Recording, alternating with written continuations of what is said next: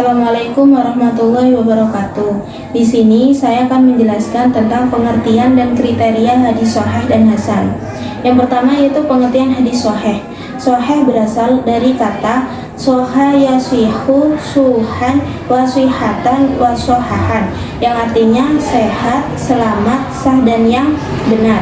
Menurut para ulama, kata sahih ini merupakan antonim dari kata sakim atau sakit. Menurut Suhi al-Soleh, sebuah hadis dianggap sahih jika sanadnya terus-menerus diriwayatkan oleh perawi yang adil dan dhaif sampai dilanjutkan kepada Rasulullah, atau pada sanad terakhir berasal dari antara para sahabat tanpa mengandung kelainan atau ilat. Kriteria hadis sahih yang pertama yaitu perawinya bersifat dhabit. Kata dhabit menurut Asy-Syakhawi berasal dari kata dhota yaghbitu dhabtan, yang artinya kokoh, cermat, kuat, terpelihara, dan yang hafal dengan sempurna. Perawi yang dhabit adalah mereka yang terampil dalam menghafal, tidak mudah lupa, tidak mudah ragu, dan mampu menyampaikan hafalan bila diperlukan. Kemudian yang kedua itu terhindar dari said. Menurut Sulaiman, kata said berasal dari kata sadza, yang berarti yang aneh, terasing, tersinggung, tidak bisa, tidak pernah, atau yang menyimpang. Hadis yang said pada dasarnya adalah hadis yang diriwayatkan oleh perawi thiqah tetapi dianggap said karena matanya bertentangan dengan hadis yang diriwayatkan oleh perawi yang lebih tinggi dalam thiqahnya. Yang ketiga yaitu terhindar dari ilat. Menurut Asy-Syakhawi, kata ilat dapat menuju pada suatu kondisi, alasan untuk sesuatu, penghalang ataupun penyebab. Kelemahan yang tak terlihat dapat menyebabkan keraguan muncul, dan hadis dengan keraguan tidak dianggap kelas sahih. Yang keempat yaitu diriwayatkan oleh para perawi yang adil. Para perawi yang adil secara bahasa artinya perawi yang lurus atau yang tidak menyimpang.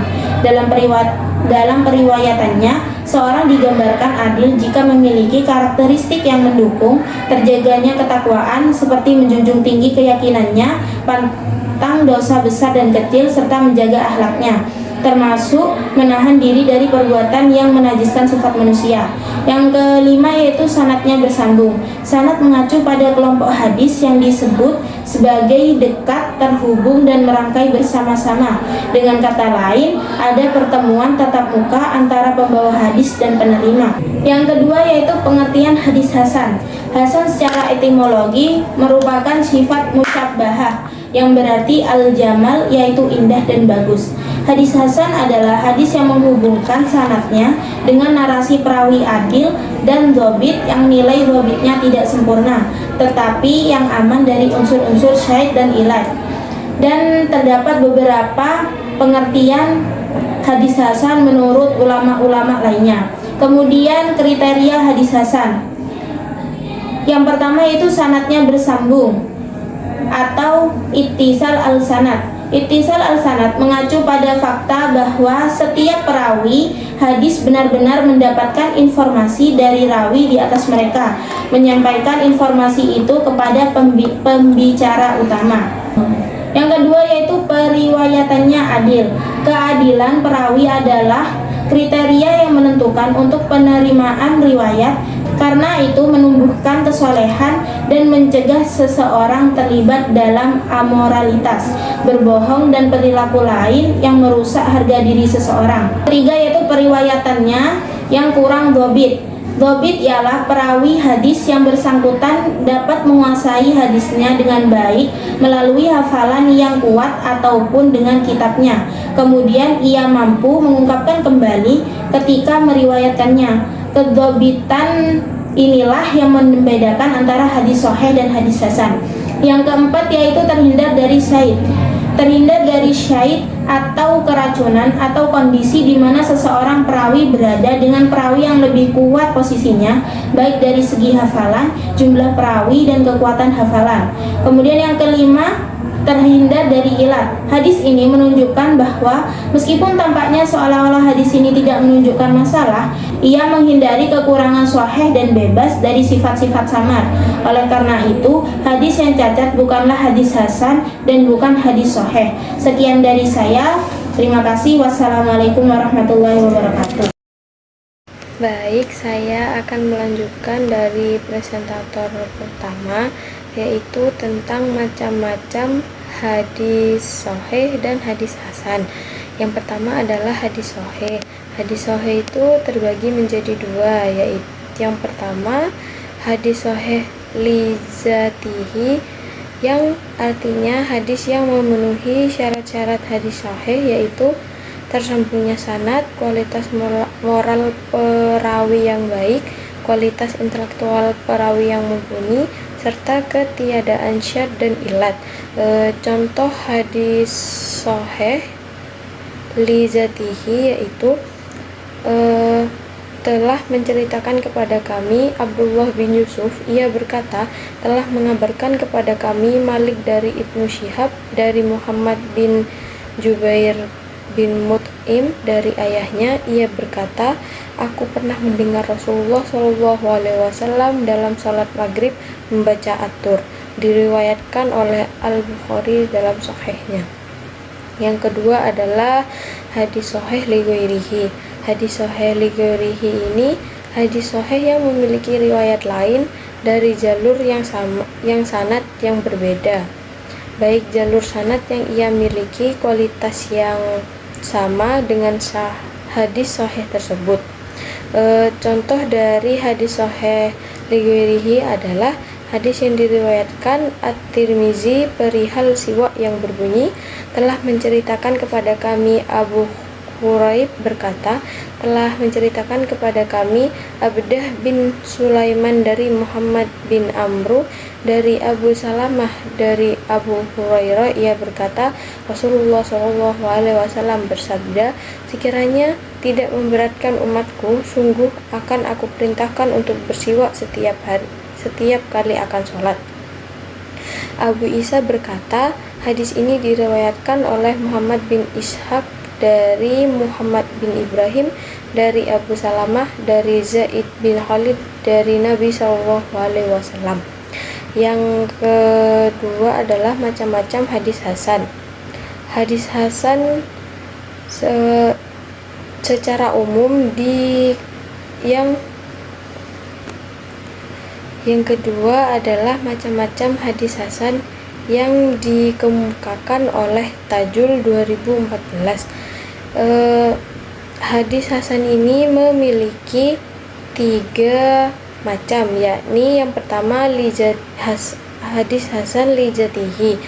Menurut bahasa merupakan sifat masyabhat dari kata hasuna, artinya bagus. Hadis hasan li zatihi menurut istilah adalah hadis yang diketahui oleh orang yang meriwayatkannya serta terkenal banyak beredar di kalangan ahli hadis, diterima oleh mayoritas ulama dan disepakati oleh seluruh fuqaha.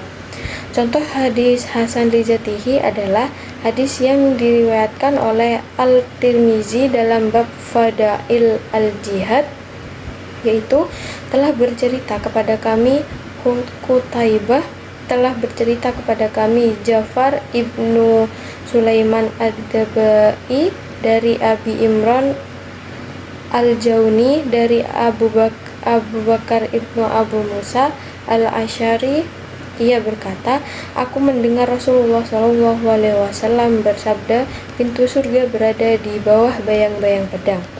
Yang kedua adalah hadis hasan li ghairihi.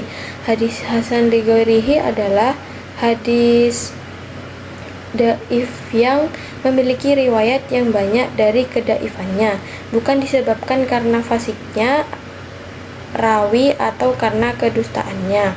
Contoh dari hadis hasan li ghairihi adalah dari Syubah dari Asim Ubaidillah dari Abdillah ibnu Amir ibnu Rubaiyah dari bapaknya, sesungguhnya seorang perempuan dari Bani Fazarah menikah dengan masyarakat kawin 2 sandal. Kemudian Rasulullah berkata padanya, apakah engkau ridho atas dirimu dan hartamu diganti dengan 2 sandal? Perempuan itu menjawab, ya. Kemudian Rasulullah memperbolehkannya. Yang ketiga adalah hadis hasan dhaif.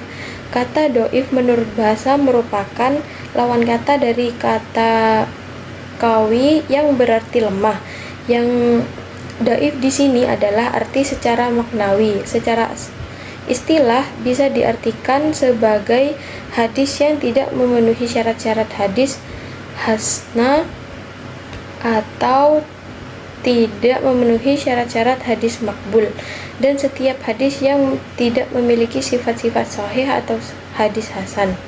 Contoh dari hadis yang diriwayatkan oleh Hakim Al-Atsmar dari Abi Tamimah Al-Jubani dari Abu Hurairah, barang siapa yang menjima istri yang sedang haid atau menjimaknya lewat dubur atau mendatangi seseorang dukun, maka ia telah kufur terhadap apa yang telah diturunkan kepada Nabi Muhammad SAW.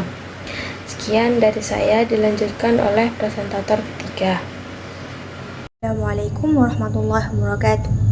Saya akan menjelaskan tentang kehujahan hadis sahih dan hasan, melanjutkan penjelasan dari teman-teman saya. Para ulama sependapat bahwa hadis ahad yang sahih dapat dijadikan hujjah untuk menetapkan syariat Islam. Namun, mereka berbeda pendapat apabila hadis kategori ini dijadikan hujjah untuk menetapkan soal-soal kaidah. Perbedaan pendapat di atas berpangkal pada perbedaan nilai-nilai mereka tentang faidah yang diperoleh dari hadis ahad yang sahih, yaitu apakah hadis semacam ini memberi faedah qad'i atau dhanni. Ulama yang menganggap hadis semacam ini memberi faedah qad'i sebagaimana hadis mutawatir, maka suatu hadis tersebut dapat dijadikan hujjah untuk menetapkan masalah-masalah akidah. Akan tetapi, yang menganggap hanya memberi faedah dhanni, berarti hadis-hadis tersebut tidak dapat dijadikan hujjah untuk menetapkan soal ini. Para ulama dalam hal ini terbagi pada beberapa pendapat, yakni Hazm 1996, antara lain: pertama, menurut sebagian ulama memandang bahwa hadis sahih tidak memberikan faedah qat'i sehingga tidak bisa dijadikan hujjah untuk menetapkan soal akidah. Sebagian ulama ahli hadis sebagaimana dikatakan An-Nawawi. Ulama ahli hadis sebagaimana dikatakan oleh An-Nawawi memandang hanya hadis-hadis sahih riwayat Bukhari dan Muslim memberikan faedah qat'i menurut sebagian ulama lainnya, antara lain Ibnu Hazm, bahwa semua hadis sahih memberikan faedah qat'i tanpa dibedakan apakah diriwayatkan oleh kedua ulama di atas atau bukan. Menurut Ibnu Hazm, tidak ada keterangan atau alasan yang harus membedakan hal ini. Berdasarkan siapa? Yakni berdasarkan yang meriwayatkannya. Semua hadis jika memenuhi syarat kesahihannya adalah sama dalam memberikan faedahnya. Kitab-kitab hadis yang menghimpun hadis sahih secara beruntun, yakni ada beberapa kitab hadis, yakni Sahih Al-Bukhari, Sahih Muslim, Sahih Ibnu Al-Khuzaimah, Sahih Ibnu Hibban, Mustadrak Al-Hakim, Sahih Ibnu As-Sakam, Sahih Al-Abani. Selanjutnya yakni tentang kehujahan hadis hasan. Sebagaimana hadis sahih menurut para ulama ahli hadis, Asy-Syuyuti 1409 Hijriah atau 1988 Masehi, bahwa hadis hasan, baik hadis hasan lidzati maupun hadis hasan lil ghairi, juga dapat dijadikan hujjah untuk menetapkan suatu kepastian hukum yang harus diamalkan. Hanya saja terdapat perbedaan pandangan di antara mereka dalam soal penempatan rutbah atau urutannya yang disebabkan oleh kualitasnya masing-masing. Ada ulama yang tetap membedakan kualitas kehujahan baik antara sahih dzati maupun sahih ghairi, antara hadis sahih dengan hadis hasan itu sendiri. Juga ada yang membedakan. Tetapi ada juga ulama yang memasukkannya dalam satu kelompok dengan tanpa membedakan antara satu dengan lainnya, yakni hadis-hadis tersebut dikelompokkan ke dalam hadis sahih. Pendapat yang disebut kedua ini dibuat oleh Al-Hakim, Ibnu Hibban dan Ibnu Huzaimah. Berbeda dengan hadis sahih yang dikumpulkan dalam kitab tersendiri seperti kitab Sahih Bukhari dan Muslim, para ulama tidak membukukan hadis hasan secara khusus. Walaupun demikian, kitab-kitab yang banyak menurut hadis hasan memuat hadis hasan yakni adalah sebagai berikut, yaitu ada kitab Jami' at-Tirmidzi,